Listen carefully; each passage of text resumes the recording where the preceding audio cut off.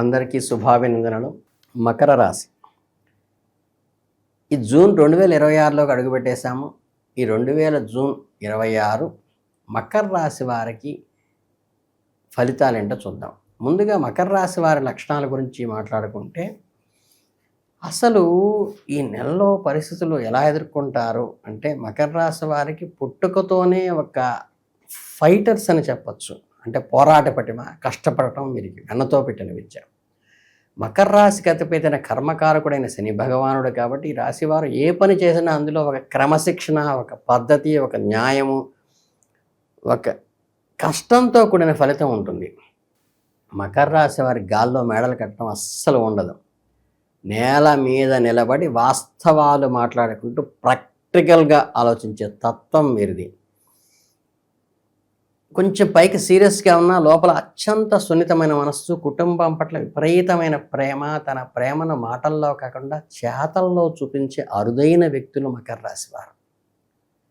ఎన్నో అవరోధాలు ఎదురైనా, ఎన్నోసార్లు కింద పడినా మళ్ళీ పైకి లేచేటువంటి లక్షణం.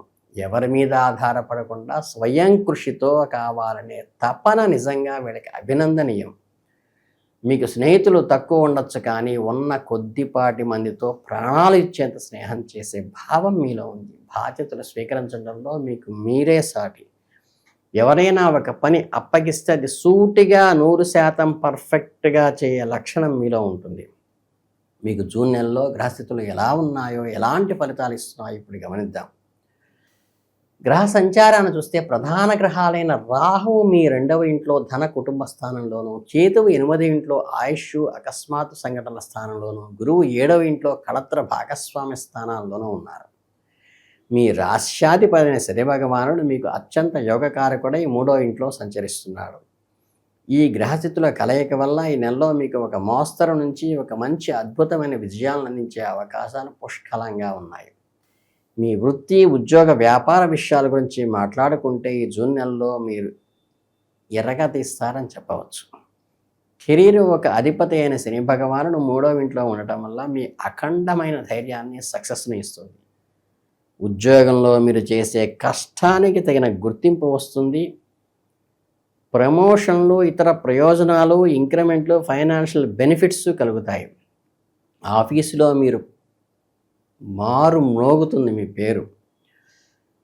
అంటే లాభాలు తటస్థంగా ఉన్న 7వ ఇంట్లో ఉన్న గురు ప్రభావం వల్ల మీకు లాభాలులో వచ్చేటువంటి క్రేజ్ ఎక్కువ ఉంటుంది. అంటే మీకు ఆశించిన టార్గెట్ కన్నా కాస్త తక్కువ స్థాయి లాభాలు వచ్చినప్పటికీ ఇన్ఫ్లుయెన్స్ విపరీతంగా పెరుగుతుంది. రాహుకేతువుల ప్రభావం వల్ల 6వ ఇంట్లో ఉండాల్సిన గురుడు 7వ ఇంట్లో ఉండటం వల్ల మీరు కొన్ని అడ్డంకులను ఎదుర్కొని ఆ తర్వాత విజయాన్ని సాధిస్తారు. ఏ పని మొదటి ప్రయత్నంలో అవ్వకపోవచ్చు, కాస్త ఓపిక పట్టి పట్టు వదలకుండా పనిచేసే మీ రాశి యొక్క ప్రధాన లక్షణాలతో ముందుకు వెళితే ఏ కార్యాన్నైనా అనుకూలంగా మలుచుకుంటారు. అదే సమయంలో శ్రమ, కష్టం కూడా కాస్త ఎక్కువ పడుతుంది. ఆర్థికపరమైన విషయాలకు వస్తే, జూన్ నెలలో డబ్బు ఫ్లో కాస్త ఆందోళన కలిగించే విధంగా ఉంటుంది. నిలకడ కష్టం అవుతుంది. ఖర్చులు విపరీతంగా పెరుగుతాయి. కుటుంబ అవసరాలు, బాధ్యతలు కొంచెం బర్డెన్ అయినట్టుగా అనిపిస్తాయి. దీనివల్ల మీ అవసరాలు తీర్చుకోవడానికి చేతిలో ఉన్న డబ్బులు సరిపోక బయట అప్పులు చేయవలసిన పరిస్థితి కూడా ఉంది.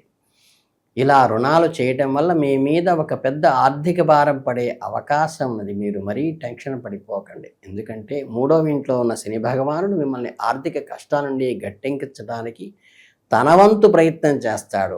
ఆర్థికంగా మిమ్మల్ని ముందుకు నడిపించడానికి, మరింత డబ్బు కూడబెట్టుకోవడానికి అదృష్టాన్ని శని మీకు ప్రసాదిస్తాడు. కాబట్టి ఒక పక్క ఖర్చులు పెరుగుతూ ఫైనాన్షియల్ బర్డెన్స్ పెరిగినప్పటికీ కూడా, ఈ నెలలో కాస్త ఎక్కువగా ఉన్నప్పటికీ ప్లాన్ చేసుకుని పర్ఫెక్ట్గా, నిబద్ధతో, క్రమశిక్షణగా మెలిగితే ఈ ఆర్థిక భారం నుంచి బయటపడవచ్చు. గరుడు 7వ ఇంట్లో ఉండటం వల్ల మీకు కొన్ని శారీరక ఇబ్బందులు రావచ్చు. ముఖ్యంగా నరాల లాగటము, నరాలకు సంబంధించిన నొప్పులు, చీలమండలు, యాంకిల్స్, భుజాల నొప్పులు మిమ్మల్ని ఇబ్బంది పెడతాయి. దీనివల్ల అనవసరమైన టెన్షన్లో పెట్టుకుంటారు. ఇక్కడ కూడా మీ రాశ్యాధిపతి శని భగవానుడే మీకు శ్రీరామ రక్ష. మూడవ ఇంట్లో ఉన్న శని మీకు ఆరోగ్య సమస్యల నుంచి మంచి ఉపశమనాన్ని ఇస్తాడు. పెద్ద పెద్ద అనారోగ్య సమస్యల నుంచి కూడా మీకు సులభంగా బయటపడేలా శని మిమ్మల్ని గైడ్ చేస్తాడు. మీ ఆరోగ్యం మరింత మెరుగుపడాలంటే ఉదయాన్నే లేచి కాస్త యోగా చేయటము, మెడిటేషను, ధ్యానం చేయటము, దేవుడిని ప్రార్థించడం లాంటివి జూన్ నెలలో మీకు చాలా అవసరం. ఇక మీ మనస్సుకు శరీరానికి గొప్ప ప్రశాంతత ఇచ్చేటువంటిది ప్రేమ, పెళ్ళి, వ్యక్తిగత సంబంధాలు. ఇవి మీరు కాస్త ఆచితూచి అడుగు వేయాలి ఈ విషయంలో. 7వ ఇంట్లో గురుడు ఉండటం వల్ల మీ వైవాహిక జీవితంలోనూ ప్రేమ వ్యవహారాల్లోనూ అప్ అండ్ డౌన్స్ చూస్తారో. మీ జీవిత భాగస్వామితో ఎప్పుడూ ఉండే స్మూత్నెస్ ఈ నెలలో లోపిస్తుంది. చిన్న చిన్న విషయాలకే మీ భాగస్వామి బాధనలకు దిగే అవకాశం ఉన్నది. ఒకవేళ మీలో ప్రేమ ఉండి ఈ నెలలో పెళ్లి చేసుకోవాలని భావిస్తే జాగ్రత్తగా ముందుకు అడుగులు వేయండి. ఈ నెల పెళ్లికి అంత అనుకూలమైన మాసం కాదు. సరైన శుభ ఫలితాలు రాకపోవచ్చు. శుభగడియలు ఈ నెలలో కాస్త మిస్ అయినట్టు. వైవాహిక జీవితంలో మంచి ఫలితాలు పొందడానికి జూన్ అంత అనుకూలంగా లేదు. 3వ ఇంట్లో ఉన్న శని మీకు అడ్డంకులను అధిగమించే శక్తిని, ఉపశమనాన్ని ఇస్తాడు. కుటుంబ స్నేహితుల విషయానికి వస్తే 7వ ఇంట్లో గురుడు ప్లేస్మెంట్ వల్ల మీ కుటుంబంలో వాదోపవాదాలు జరిగేటువంటి ఈగో ప్రాబ్లమ్స్ వస్తాయి. ఇంట్లో ఏదో ఒక ఇష్యూ మీద మాటలు, యుద్ధాలు జరుగుతూ ఉంటాయి. ఇక 2వ ఇంట్లో రాహువు, 8వ ఇంట్లో కేతువు ఉండటం వల్ల డిస్టర్బెన్సెస్ హౌస్లో వస్తాయి. ముఖ్యంగా కుటుంబంలో నానా విధమైన బాధలు, కలతలు సంభవించేటువంటి ఆస్కారం ఉన్నది. కోర్టు వ్యవహారాలు, లీగల్వి కూడా ఎదురయ్యే సమస్య సూచన మాత్రంగా చెప్పవచ్చు. మీకు అత్యంత ఆప్తులు అనుకున్న స్నేహితుల నుండే మీకు వ్యతిరేకత ఎదురు కావచ్చు. మీకు మానసిక వేదనను మిగులుస్తుంది. అయితే కొన్ని నూతన కార్యక్రమాల్లో మీరు పాల్గొనడం వల్ల మీలో ఉత్సాహం తిరిగి పునరుద్ధరిస్తుంది. కుటుంబంలో కొన్ని శుభకార్యాల గురించి ఆలోచన చేస్తారు. కొత్తగా మొదలుపెట్టే పనులను మీ స్నేహితులు సహాయ సహకారాలు చాలా విజయవంతంగా పూర్తి చేస్తారు. ఇదంతా 3వ ఇంట్లో ఉన్న శని ప్రభావం వల్లే. శని భగవానుడు మీ కుటుంబంలో మంచి విలువలు ప్రోత్సహించి కుటుంబంలో ప్రశాంతత నెలకొలేలా తన ఆశీస్సులు అందిస్తాడు. ముఖ్యంగా పెద్దల నిర్ణయాలు ఏవైనా ఉంటే ఈ నెలలో తీసుకోవటం కొంచెం వాయిదా వేయండి. జూన్ నెలలో మీ గ్రహాలు తొలగిపోయి అద్భుతమైన ఫలితాలు పొందటానికి మీరు చేయాల్సిన కొన్ని పవర్ఫుల్ రెమెడీస్ ఇప్పుడు చెప్తాను, చూసుకోండి. ప్రతిరోజు ఉదయం స్నానం చేసిన వెంటనే ఓం మందాయ నమః అంటే మందుడు అంటే శని, శనేశ్వరాయ నమః అని కూడా శనికి దానం చేస్తూ, శనికి తైలాభిషేకం చేస్తూ, చక్కగా శారీరక లోపం ఉన్న వాడికి భోజనం పెడితే కూడా శనిని సంతృప్తిపరిచినట్టుగా ఉంటుంది. కాబట్టి అన్నదానం చేస్తే పట్టిందల్లా బంగారమే అవుతుంది. శనివారాల్లో పద్మనాభ స్వామికి ప్రదక్షిణలు చేసి సహస్రనామ పూజలు చేయటం, పేదవారికి తీపి పదార్థాలు పంచిపెట్టడం కూడా శని సంతృప్తి చెందుతాడు. ఆదివారాల్లో మీ ఇలవేలుపు లేదా గ్రామ దేవతలకు పూజ చేసి చిత్రాన్నం ప్రసాదంగా పెడితే అమ్మ అనుగ్రహం కూడా కలుగుతుంది. సోమవారం నాడు శివాలయంలో కాలభైరవ స్వామికి పూజలు చేసి నిమ్మకాయల దండ వేసి ఎర్రటి పూలతో అర్చించే గుగ్గుళ్ళు నైవేద్యంగా పెట్టి పేదవారికి అన్నదానం చేయటం కూడా శ్రేయస్కరం. ఇక ఆదివారం శివాలయంలో నందీశ్వరుడికి పంచామృతాలతో స్నానం చేయించడం మంచిది. నవధాన్యాలు నానబెట్టి వృషభానికి ఎద్దుకు తినిపిస్తే కూడా మీకు వృత్తి వ్యాపారాల్లో, వ్యవసాయంలో వృద్ధి జరుగుతుంది. శనివారం నాడు వెంకటేశ్వర స్వామిని ఆరాధించడం కూడా మీకు ఎంతో మేలు చేస్తుంది, శని దోష నివారణ చేస్తుంది. శుక్రవారం రోజు లక్ష్మీదేవి తామరపూలతో పూజిస్తే మీకు అష్టైశ్వర్యాలు సిద్ధిస్తాయి. గురువారం నాడు గురుగ్రహాన్ని ప్రదక్షిణ చేసి పూలతో పూజించి నామార్చన చేసి శనగలు నైవేద్యంగా పెట్టడం వల్ల, ప్రసాదం పెట్టడం వల్ల కూడా చాలా మంచి జరుగుతుంది. ఇక మిగిలిన శుక్రవారం నాడు గోమాతను ఆవి ఇంటికి సింహద్వారం దగ్గరికి వచ్చినప్పుడు ప్రదక్షిణ చేసి బెల్లం, తవుడు నానబెట్టిన నవధాన్యాలు తినిపిస్తే మీకు వివిధ శుభం కలుగుతుంది.